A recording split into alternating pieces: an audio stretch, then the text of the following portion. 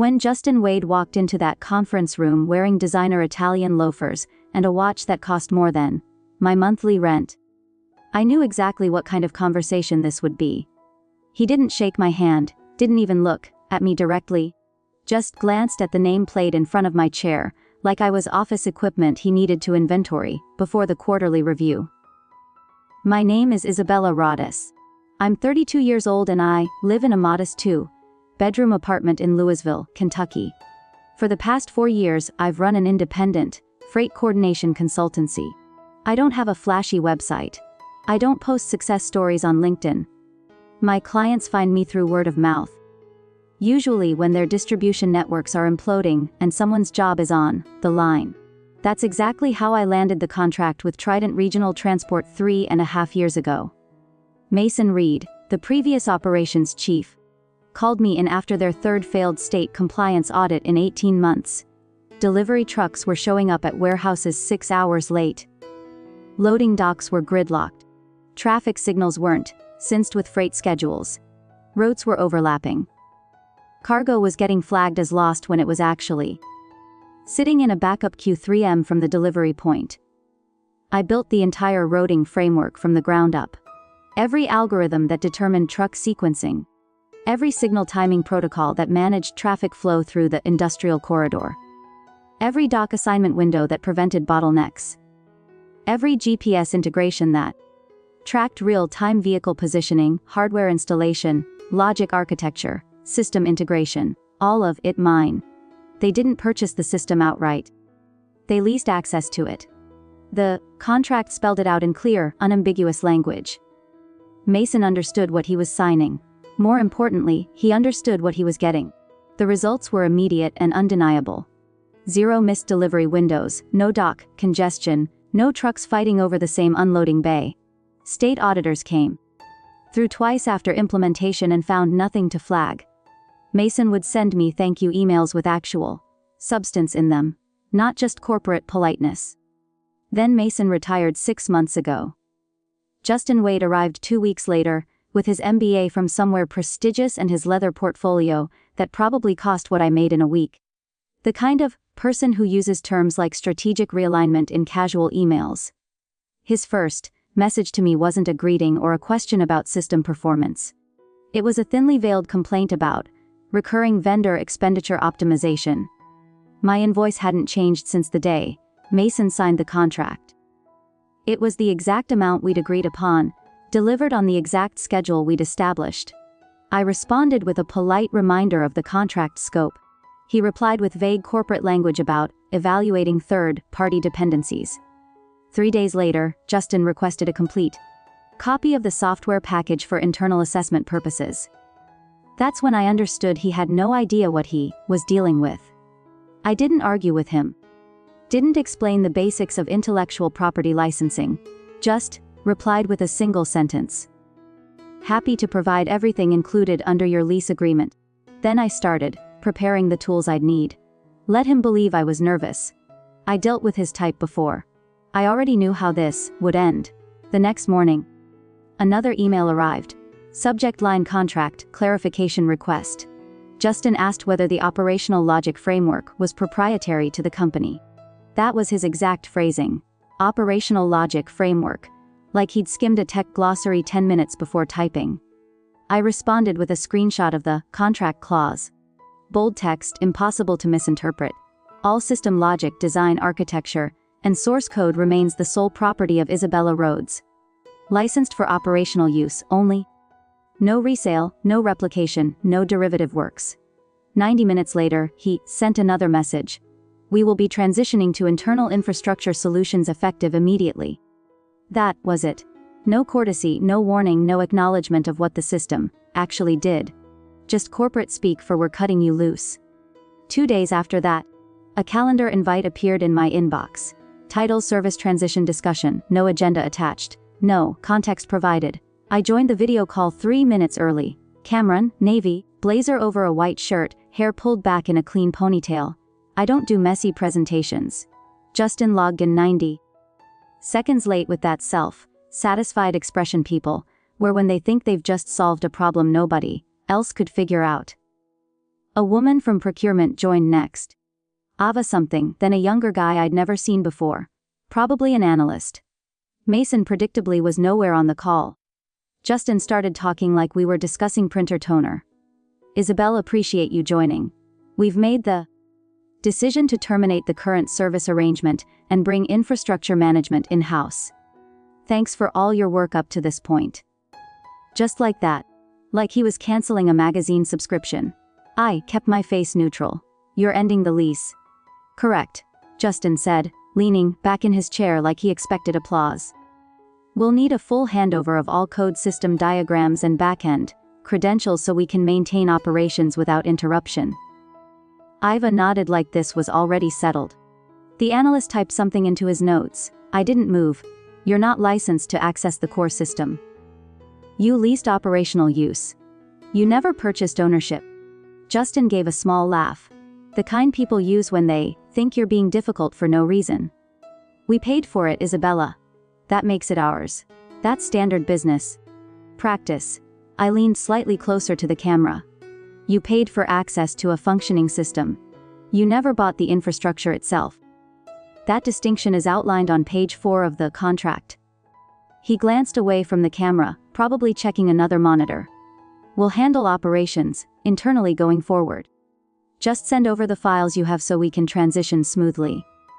I'll send everything you're legally entitled to, I said. Nothing more. Silence stretched across the call. Nobody moved. Justin cleared his throat. That'll be fine. He tried to end the call quickly, fumbling with his mouse. I didn't leave immediately, just sat there. Watching him click around like he was afraid I might say something else that would complicate his neat little plan. I didn't. I just waited until the screen went black. My jaw was tight when the call ended. Not from panic, not even from anger, just from the sheer predictability of it all. I'd seen plenty of people like Justin treat custom software like it was a commodity they could own if they paid enough money and filled out enough spreadsheets. But this wasn't inventory. This was a living integrated system. Real-time data feeds, traffic synchronization, GPS hooks, embedded decision logic that couldn't be replicated with a few screenshots and an eager intern. I stood up, pulled my external hard drive from the shelf, and connected it to my workstation. The core system was distributed across multiple builds and contained over 90,000 lines of code. I didn't need to sabotage anything. I just needed to give them exactly what they'd asked for in exactly the way they'd requested it. That meant polished visual materials, clean diagrams, interface mock-ups with no functional engine underneath, a pretty shell, useless without the infrastructure they'd never paid to own. Let them try to figure it out on their own. Justin wanted to play ownership games. Fine. He was about to learn the difference between owning a dashboard and owning the machinery that makes it work. I sat back down at my desk, opened a new folder, and gave it the kind of professional name Justin would expect to see. Trident wrote Control Interface Package. Zip. Then I started building his little gift. By the time I finished compressing the file, it looked polished and professional, the kind of deliverable that would make someone think they'd received exactly what they needed. Inside the archive, a slick UI demonstration with animated traffic flow visualizations, clickable buttons, professional-look sidebars, dashboard overlays that displayed route data in clean, organized layouts, all of it disconnected, no source code, no hooks to the backend servers, no triggers that actually controlled anything, just a flashy simulation. The diagrams were technically accurate.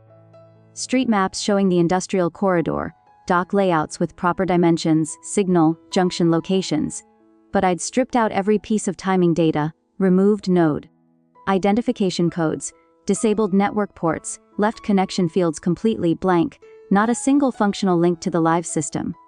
I added one line to the email: visual materials and system documentation provided per lease termination request.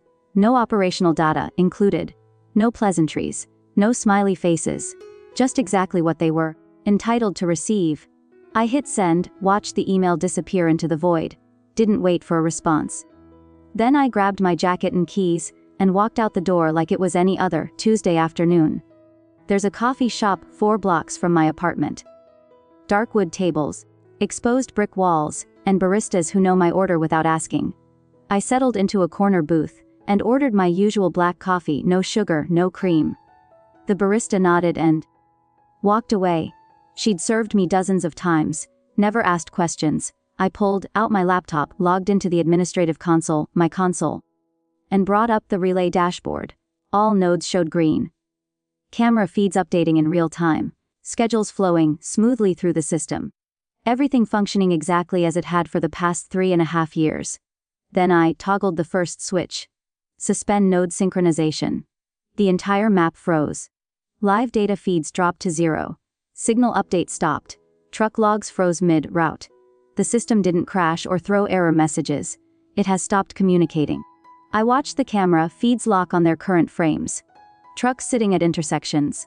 Traffic lights frozen mid-cycle. Dock bays holding their last recorded status. No alarms, no warnings, nothing to indicate something had gone wrong. That's how I designed it. Clean cut off if the relay was ever disabled. No chaos, no explosions. Just silence. The barista returned and set the mug down in front of me. I nodded once. She left without a word. I leaned back against the booth and took a slow sip. Bitter throng, perfect. They wanted to operate my system without me. They could certainly try, but right now they were flying, completely blind. Every truck on the network still believed it was running on schedule. Every dock manager still thought their loading windows were accurate. And Justin probably had that demo file open right now, clicking through pretty screens, thinking everything looked fine. I closed my laptop, left a generous tip on the table. Walked out with half the coffee still in the mug, let the silence build. They'd figure it out soon enough. Back at my apartment, I set my laptop on the kitchen counter and opened the lid. No rush, no stress, just routine. The admin dashboard loaded within seconds. Real-time map of the Trident Logistics corridor. Traffic grid overlay showing every major intersection. Dock schedules stacked neatly along the sidebar. Every component frozen in time. First 5 minutes, nothing appeared unusual. The system looked stable to anyone who didn't know what to watch for. Then I saw it. Signal sync mismatch at node 4B, eastern entrance off the bypass road. Should have adjusted for mid-morning congestion patterns. Didn't. Light stayed green 40 seconds too long. Created a ripple delay along the feeder route. Nothing flagged in their monitoring systems, nothing to warn them. 5 minutes later. Node 7D failed to rotate priority for dockbound traffic. That held up the delivery sequence for 3 trucks, which knocked timing out of alignment at the Western Warehouse complex. Dispatch schedules still showed green across the board, but nothing matched reality anymore. I took another sip of coffee and pulled up the live camera feeds. 1 truck idling in lane 3. 1 dock sitting completely empty. Another dock backed up with a trailer sitting motionless, not unloading, not moving forward. The synchronization pulses were dead. Nobody inside those warehouses realized it yet. Dispatchers were still trusting their monitors. Drivers were still following routes like everything was functioning normally. But underneath the surface, the system wasn't sending or receiving any data. 15 minutes in, 6 dock hubs showed misalignment. 20 minutes in, queue timer started falling behind schedule. 3 delivery windows marked as missed. 4 marked incomplete by default configuration. Automated tags failed to register. I leaned forward slightly, watching it collapse in slow motion.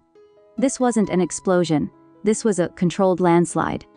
By minute 30, the damage became obvious. Traffic signals went fully out of sync. Trucks turning against stale green lights. Gridlock forming at feeder junctions. Docks either sitting completely empty or so jammed they couldn't process incoming deliveries fast enough. Then the emails started arriving. First one, subject line, quick question, sync issue. Hi Isabella. Getting a slight delay on dock updates. Can you take a look when you have a moment? I didn't respond. Second one. Subject line, system not responding. Receiving an error when trying to pull today's route data. Is anyone else seeing this? I scrolled past it. 3 more messages appeared. Then 6, then 10. Polite at first, casual, slightly confused. By minute 45, the panic started bleeding through. Subject line, urgent delivery conflict. Multiple dock schedules are showing overlaps. We have 4 trucks idling with no unload pathway. Need guidance immediately. Nope. I closed the preview pane and let them pile up. Another one hit my inbox. Lost route data for morning delivery loop. All feeds dead. Need immediate reset instructions. They couldn't reset it. There was no reset function. I'd never built one for them. I opened the relay logs. Connection requests were hammering the demo shell Justin's team was trying to use as the live system. Nothing responded. Every request bounced back empty. I took another slow sip of coffee. No cream, no sugar, just bitter and strong like this entire situation. That's when my phone started vibrating. Unknown numbers. Louisville area codes, then another. Then one from a logistics company I recognized from previous projects. I didn't answer any of them, let them ring out. Let the silence grow heavier. By the time I refreshed my inbox again, the tone had shifted, dramatically. All cap subject lines. Bold text read priority flags, immediate response required. Full data dropout critical, dock operations halted. No access to lift traffic patterns. I didn't touch a single message. They wanted ownership. They thought they could extract me from the system and coast on some polished diagrams and a pretty interface. They were about to discover what happens when the foundation disappears. And I was going to watch the entire collapse happen, quietly from my kitchen. I kept my attention on the dashboard and left my phone face down on the counter like it was something I couldn't be bothered to deal with. It didn't stay quiet for long. The first call came from an unknown Louisville number. I let it ring through to voicemail, then another call, then 3 more in rapid succession. My phone started doing that continuous vibration where it barely stopped, buzzing before starting again. I flipped it over and watched the missed call count climb. Some showed caller names. Most didn't. A few were from a city transportation contact I'd worked with during the last compliance audit. Several came from logistics firms that operated trucks through the corridor. People who didn't know Justin existed. People who just needed the routes and signals to function properly. I ignored every single one. My inbox lit up again. New subject lines getting uglier by the minute. Road collision risk. Trucks backing up on entry lanes. Dock window, data completely stale. I clicked into the event feed and watched the system's ghost continue moving forward. Trucks weren't literally colliding. Not yet. But the conditions were forming rapidly. Drivers were making navigation decisions without accurate timing data. Dispatchers were guessing. The entire operation was deteriorating into tribal knowledge and shouted instructions.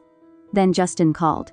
His name appeared on my screen because he'd used the same work number to send the calendar invite for the termination meeting. I stared at it for 3 seconds, then declined the call. He called again immediately. Declined again. Third call, declined. I didn't feel smug about it. I felt focused. There's a meaningful difference. This wasn't revenge. This was me watching someone learn a fundamental lesson. You don't remove the pilot from the cockpit mid-flight and act shocked when the aircraft starts losing altitude. My phone buzzed with a text message. Justin Wade. Hey, we're experiencing some technical issues. Can we get on a quick call? A quick call. Like I was technical support for his catastrophic decision making. I didn't respond. Not yet. I opened my relay logs and examined the connection attempts in detail. That's when I saw it with perfect clarity. They were trying to boot the demo shell like it was the actual control system. They didn't even understand the fundamental difference between an interface and infrastructure. Request after request slammed into nothing. Connection failed. Endpoint unavailable. No node handshake. Camera token invalid. Hundreds of failed connection attempts flooding in. Piling up so fast the error counter couldn't refresh properly. They were trying to drive a car using only a photograph of the steering wheel. I pulled up a dock summary view. The situation had deteriorated significantly. One hub showed 5 inbound trucks assigned to the same loading bay. Another facility had 3 bays sitting completely empty, while 4 trucks idled outside because the gate assignment logic wasn't updating. Shipment status tags started automatically flipping too late because the data pipeline wasn't confirming check-ins. That's when the real damage started accumulating. Not just operational inconvenience. Data corruption. Once records fell out of proper sequence, it wasn't just an inconvenience anymore. It became a compliance nightmare. Missing timestamps, incorrect chain of custody, events. The kind of discrepancies auditors built entire investigations around. I watched a batch of deliveries get flagged as no-show. Even though the camera feeds clearly showed the truck sitting right there in the queue, stuck behind a broken signal pattern. I exhaled slowly through my nose, stood up, and retrieved a folder from my desk drawer. I drafted the document 4 months ago because I wasn't naive about how these situations played out. Any system that mattered needed an emergency reactivation offer ready to deploy.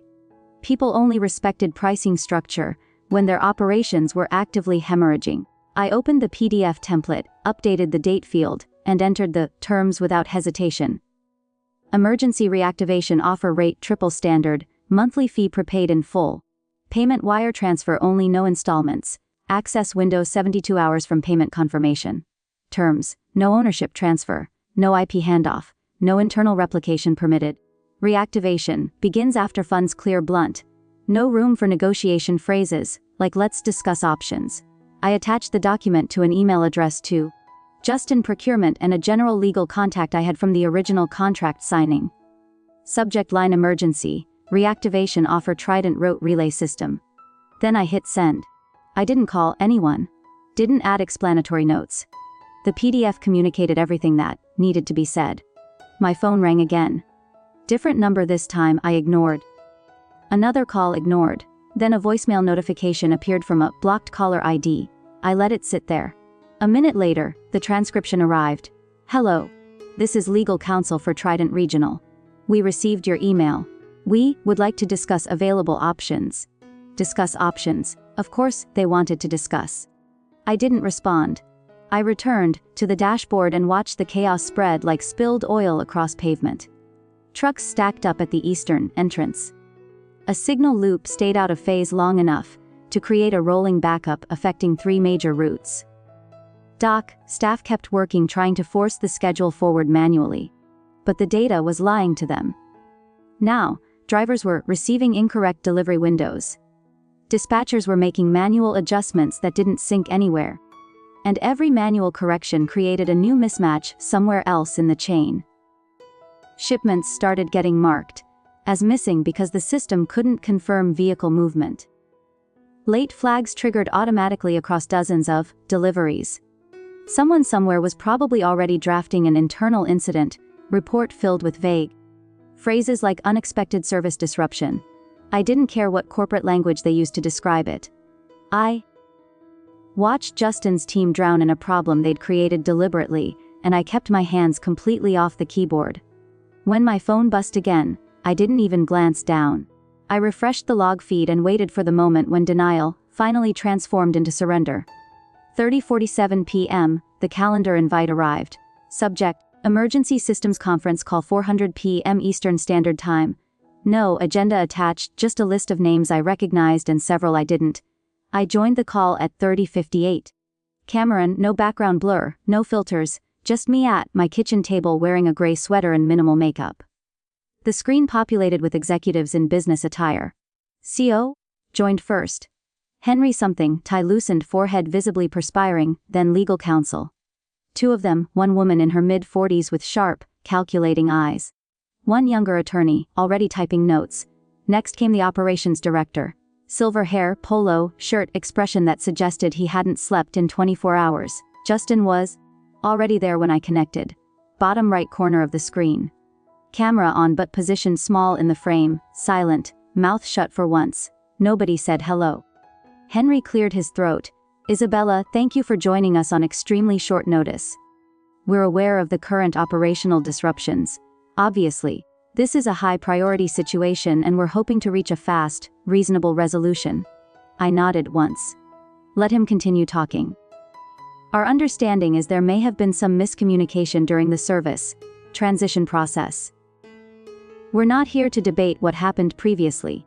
We're focused on solutions moving forward. I cut in. There was no miscommunication. You count the contract. If you want service restored, pay the stated cost. He blinked like he wasn't accustomed to being interrupted by vendors. The legal woman leaned toward her camera. Isabella, we've reviewed your PDF. We're hoping we can revisit some of the stated terms. No. Some of the restrictions you've outlined, such as the 72-hour limitation and the prepayment clause. No. I didn't raise my voice. Didn't need to. Henry stepped back in. Look, nobody's denying the system was valuable, but we don't believe the current situation justifies emergency pricing at that scale. The operations director finally spoke, voice flat and exhausted. We've lost 2 complete windows of route data. That's hundreds of delivery records marked incomplete. No ETA tracking, no proper entry logs. At this point, we're dispatching, manually and rerouting blind. He glanced off screen. 3 fulfillment partners have already called, threatening to pull their contracts if we don't stabilize by tomorrow morning. The room went silent. I said calmly. You attempted to run a simulation file as if it were live infrastructure. You had no understanding of what you were doing. This isn't a document template. This is critical infrastructure. You severed the connection. Now you pay to restore it. Justin still hadn't said a word. Henry looked down at something off camera. Let's step into a breakout room for 2 minutes. Isabella will be right back. They clicked out. Justin's video square remained still silent. I stared directly into the camera. He looked like he wanted to say something. Didn't. I muted my microphone, took a slow sip of coffee, then set the mug down deliberately.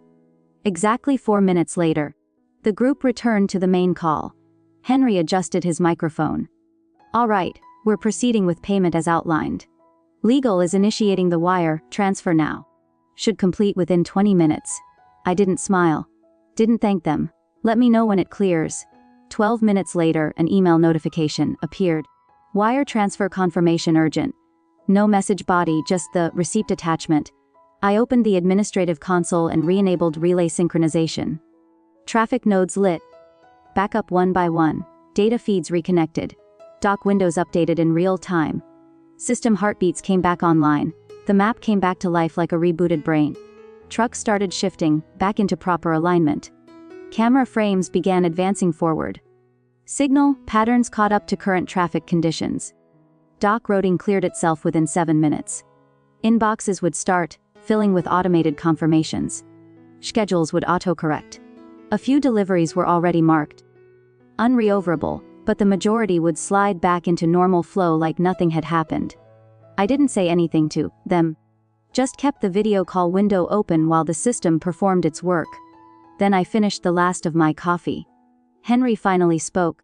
We appreciate your rapid response to this situation. I said evenly, I didn't do this rapidly.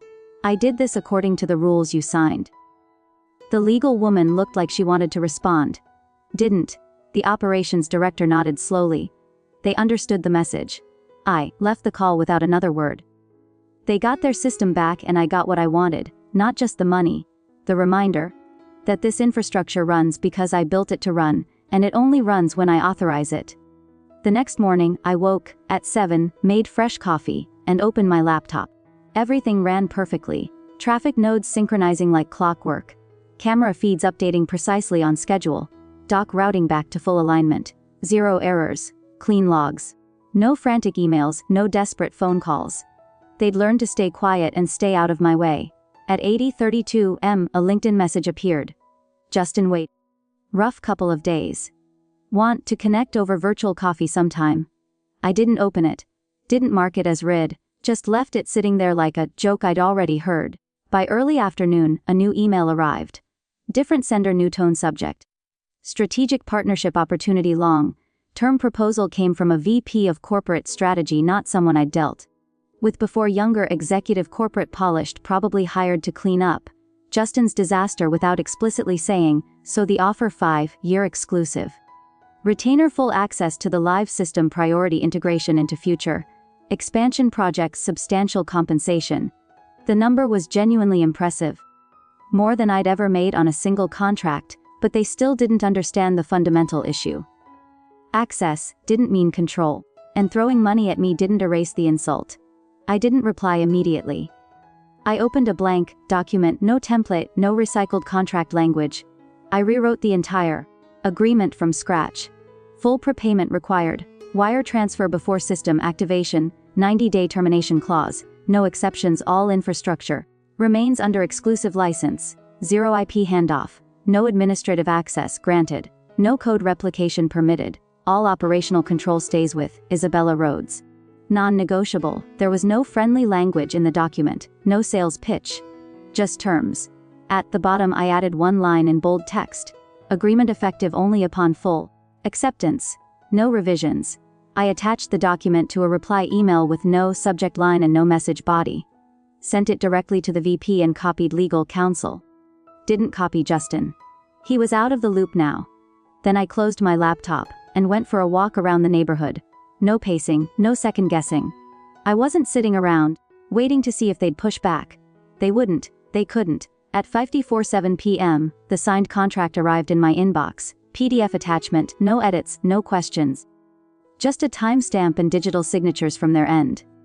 I opened the document and scrolled through it line by line, checking for any clever modifications. Nothing changed. Every clause exactly as I'd written it. That told me everything I needed to know. They weren't trying to collaborate anymore. They were doing what they should have done from the beginning. Stay in their lane and pay for the right to use my infrastructure. No sweet talk, no video calls, no coffee chats. They got the message and I had the signed contract to prove it. 18 hours after they signed the new agreement, another email arrived. Subject: Infrastructure Training Session Thursday $11 m Eastern Standard Time from Brian Kelly. Title Director of Logistics Systems. He was new to the organization. I'd heard his name mentioned once during the reactivation call, referenced briefly by the operations director. His message was direct. Isabella, I want you to present to our full logistics and operations teams about system dependencies. We need everyone to understand what's actually running under the hood. Not just leadership, no politics. Just facts. Let me know if you're available Thursday. I replied with 5 words. Send me the meeting link. Thursday morning, I logged in several minutes early. The call was already filling with participants. Names appeared from procurement, routing, dispatch, IT infrastructure, and several warehouse management groups. 38 people, total. Brian opened the meeting. Dark blue shirt, glasses, serious expression, no unnecessary pleasantries. Thanks for joining, everyone. As most of you know by now, the past week exposed some significant gaps in our understanding of system architecture. I've asked Isabella Rhodes, the actual architect, to walk us through what we're using, what we don't own, and what we need to stop assuming. Isabella, you have the floor. I shared my screen. First slide was plain white background with one sentence in bold black text. Your system is a rental. Nobody spoke. I advanced to the next slide. Simple diagram, boxes and arrows. What they used on the left side, what I owned on the right side. 90% of the functionality sat under my column. I kept my voice flat and clear. No condescension, just facts. You don't own this infrastructure. You don't own the routing logic, the synchronization engines, the scheduling core, or the signal management layer. What you operate is a licensed interface. What I operate is the engine. I click to the third slide, a table labeled control points. You can request route exports. You can view scheduling dashboards. You can adjust dock windows. What you cannot do is modify live synchronization behavior, override signal cascades, or access back-end decision rules. All of that sits behind my firewall. Still, nobody pushed back, they just listened. Slide 4. Disruption Impact Matrix. I walked them through how the system had failed gracefully, rather than catastrophically. Why their dashboards didn't scream errors because I'd built the system to go silent rather than explode. They'd mistaken silence for functionality. About 22 minutes in, someone unmuted. Young voice, slightly nervous. Do we have a backup of the core infrastructure in case something happens on your end? I didn't hesitate. No. You have a display interface. A dashboard isn't a server. What you see is a mirror of my system, not a duplicate. He muted quickly. Nobody followed up with additional questions. I clicked to the final slide. Dependency isn't weakness. Confusion is. Then I closed the presentation and let the silence settle naturally. Brian came back on camera. All right. I think that communicates everything clearly. I appreciate the directness, Isabella. They needed to hear it without sugar coating. Good, I said. Any final questions? He asked the group. Nobody unmuted, no raised hands. Not even a side chat comment visible. He nodded, gave a brief thank you, and ended the call. I closed my laptop and leaned back in my chair. No debate, no passive aggressive follow-up messages. No one trying to find loopholes around the truth. They understood it now. Finally, 4 weeks passed. Not a single operational issue. No synchronization, errors, no routing confusion, no dock chaos. The system just ran flawlessly, the way it always had when I was the one running it. Payment arrived on time. Full wire transfer, no reminder emails, needed no friendly nudges, no delays. I checked the deposit, marked it in my financial tracker, and didn't need to follow up once. I kept the monitoring dashboard open out of habit more than necessity. Every node pulsed steady green. Every camera rolled on schedule. Every route sync logged with timestamps that matched reality perfectly. It was finally quiet. Then the messages started arriving. Not from Trident, from outside. One from a former client in Indianapolis. "Hey Isabella, heard about Louisville. Are you taking on new support contracts?" Another from a contact in Texas I hadn't spoken to in over a year. "Quick question. Are you offering system hosting now?" Words getting around. A few came from companies I didn't recognize at all. Smaller operations, different geographic zones, but every message carried the same tone. Cautious curiosity. Like they were testing the water temperature before committing. I didn't reply to any of them. Not yet. Instead, I opened a blank document on my second monitor and typed 4 words at the top. 2026 rate sheet standard. Then I got to work. Emergency response search charge standard rate multiplied by 3. System access hard limited to read only, unless explicitly stated otherwise. Payment structure prepaid full term. No installment plans. Contract termination. 90-day minimum notice required. Ownership. All systems remain licensed. Infrastructure. Backups hosted off-site. Not client accessible. Interface use. Non-transferable. No resale permitted. No sales language. No welcome banners. Just rules. Pulled I formatted it precisely, printed 2 copies, signed the bottom of each, and filed one in my desk cabinet. That was my new standard, not just pricing posture. I didn't need to chase clients, didn't need marketing campaigns. My name was already circulating without me lifting a finger. The woman who shut down an entire regional logistics network like a light switch and walked away without breaking a sweat. Let them talk. I had what they wanted: stability, precision, power, and I never let go of the one thing they all assumed they could buy: control. 10 days later, the custom control panel arrived via courier. Solid black casing, stainless steel knobs, physical toggle, switches lined across the top. All programmable. It was overbuilt deliberately, no touchscreen interface, no unnecessary features, just clean industrial control. I wired it directly to my system's relay hub.